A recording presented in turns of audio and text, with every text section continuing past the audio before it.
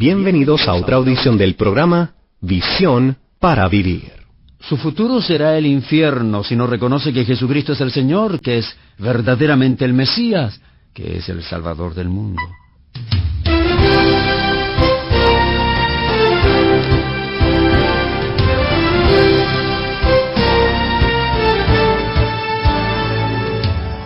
A través de toda la historia del Antiguo Testamento, podemos notar al pueblo de Israel ansioso esperando la llegada del Mesías.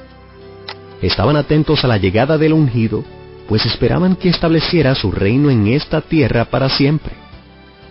Cuando apareció Juan el Bautista, su mensaje fue: el reino de los cielos ha llegado, y algunos pensaron que él sería el Mesías. Pero Juan, reconociendo el señorío de su maestro, apuntó a Jesucristo y dijo: yo no soy el Mesías, Él es el Salvador del mundo, a Él seguidle. Le invitamos a escuchar la segunda parte del mensaje titulado Lo que significa Mesías. En el programa anterior comenzamos a hablar acerca de lo que significa Mesías. Andrés y Juan encontraron al Mesías. Así lo dicen: hemos hallado al Mesías, ya no tenemos que seguir buscando. Luego Jesucristo estaba con los discípulos y le pregunta a ellos: ¿quién dicen los hombres que es el Hijo del Hombre? ¿Recuerdan que leímos esto en Marcos capítulo 16? Y Pedro tenía una respuesta sabia. Ellos dijeron: algunos dicen que tú eres Juan el Bautista, otros Elías, y otros Jeremías, o alguno de los profetas. Pero Pedro les dijo: Maestro, tú eres el Cristo, el Hijo del Dios viviente. Note lo que dice: es el Cristo, el Hijo del Dios viviente. Mesías quiere decir ungido.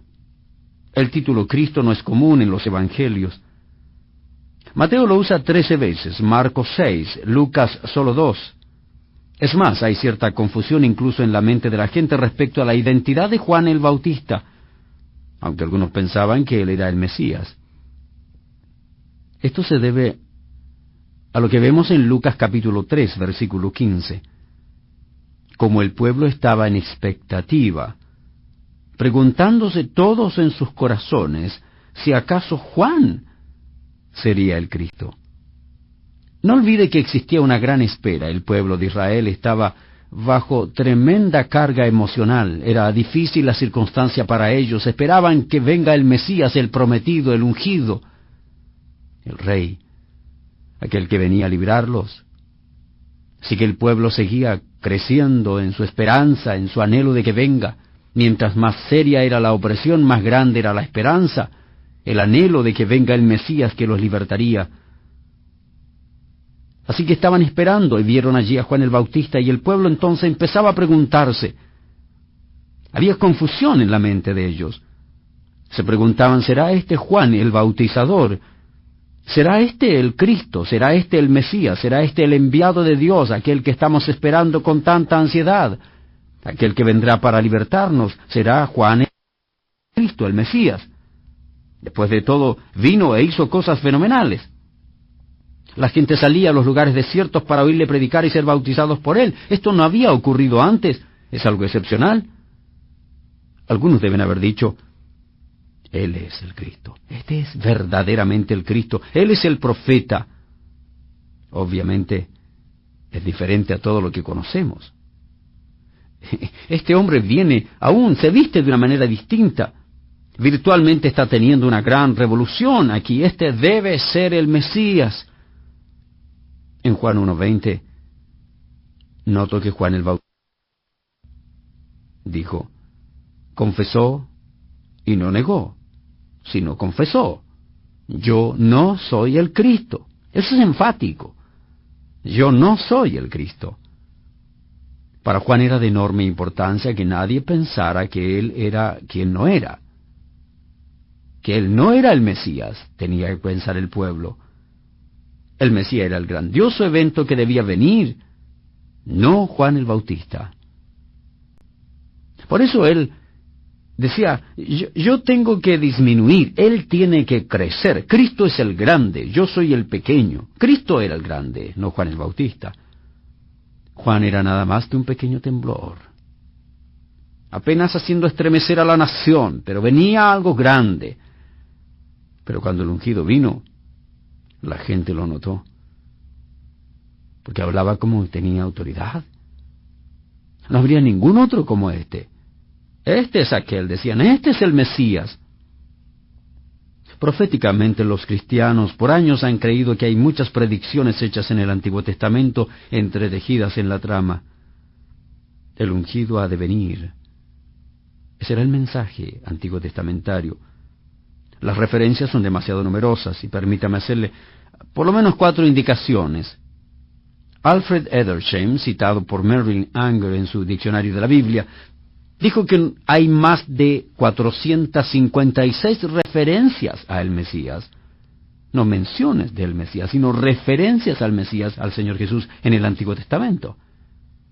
Así que saqué de mis anaqueles el libro La vida y los tiempos de Jesús el Mesías, el segundo volumen, y hallé que el autor no solo las ha contado, sino que las incluye todas, una por una, en letra muy pequeña, de la página 710 hasta la 741, con anotaciones añadidas a cada una. También incluye afirmaciones tomadas de los libros apócrifos, del Talmud, de otros escritos rabínicos, procurando poner ante el lector toda referencia profética al Mesías. Entonces dice, como solo Edersheim puede decirlo, a pesar de todo esfuerzo y cuidado, difícilmente se puede esperar que sea esa lista completa.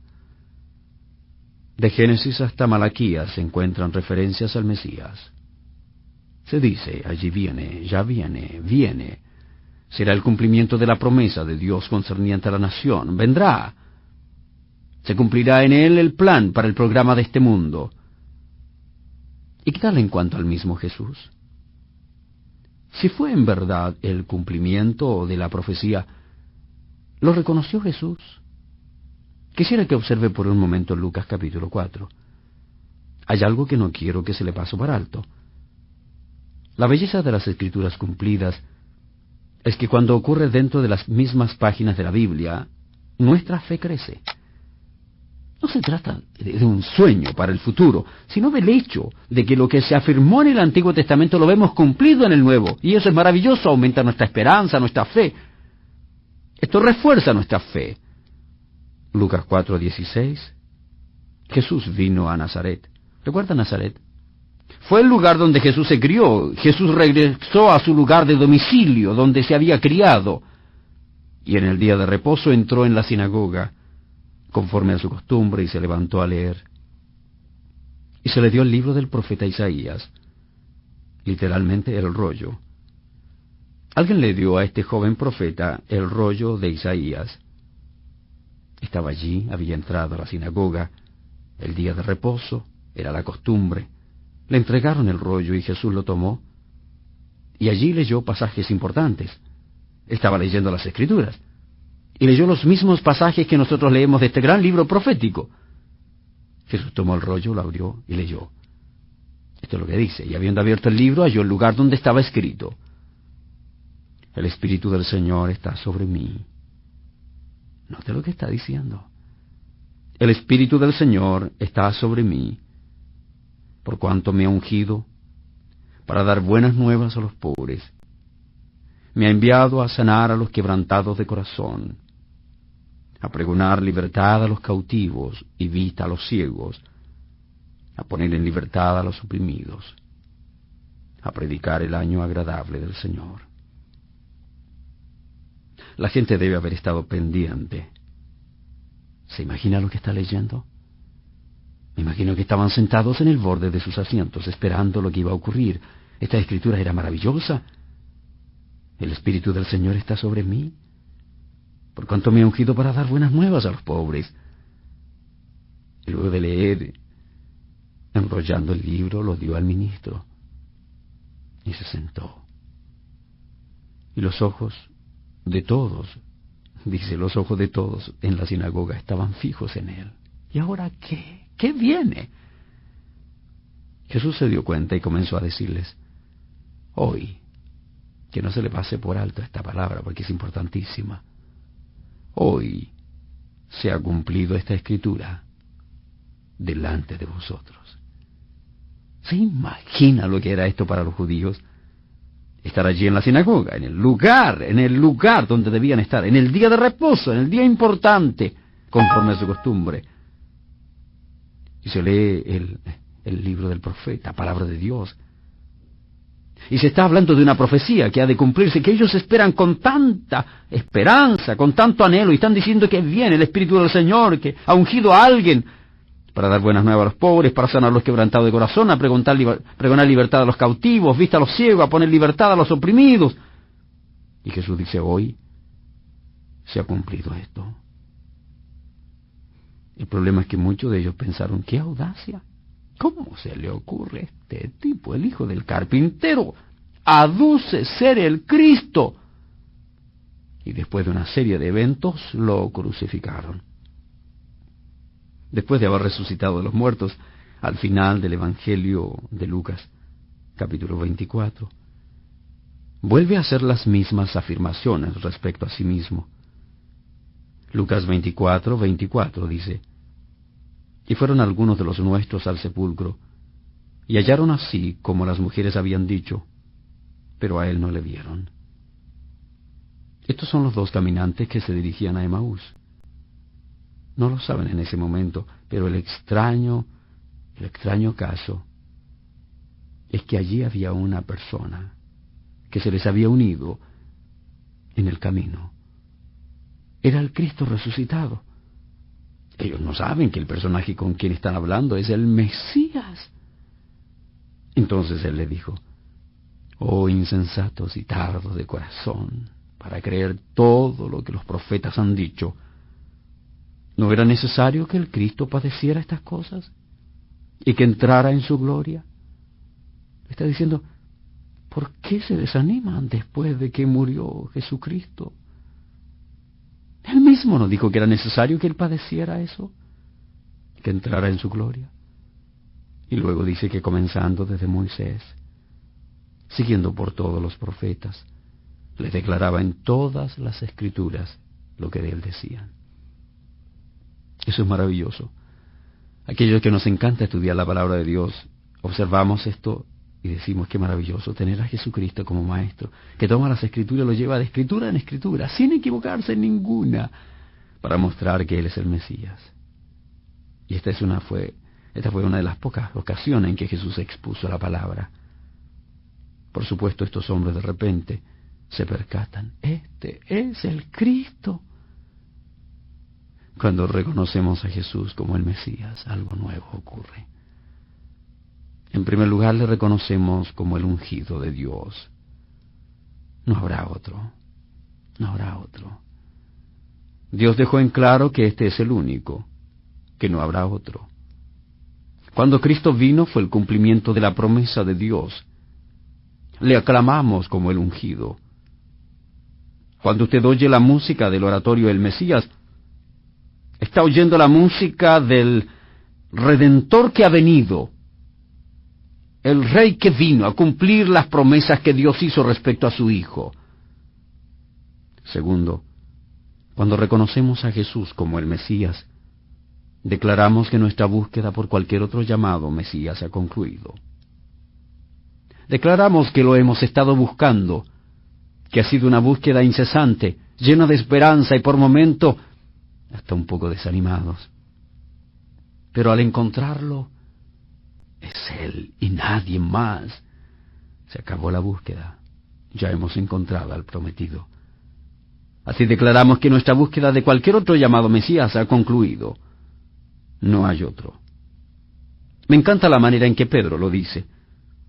Jesús había reducido las filas de los que le seguían solo porque habían llenado sus estómagos. Estos habían seguido a Jesús por hambre, por distintas razones. Pero Jesús está diciendo ahora, ustedes, los que quieran venir en pos de mí, Los que me han seguido, ustedes por encontrar pan, peces, sanidad, palabra de consejo. Ahora quiero que piensen por un momento seriamente y tomen una decisión la más importante de su vida. No me sigan por eso. No me sigan por eso. Si quieren venir en pos de mí van a tener que tomar su cruz. Para ellos era muy familiar esto, porque cuando veían a uno que llevaba su cruz se iba camino a la muerte. Así que le está diciendo, ahora todos los que quieran seguirme tienen que ir camino a la muerte. ¿Por qué? Porque ya no van a vivir ustedes. Tienen que aceptar una nueva vida, van a morir ustedes. Tienen que negarse a sí mismos, tienen que tomar su cruz y tienen que seguirme.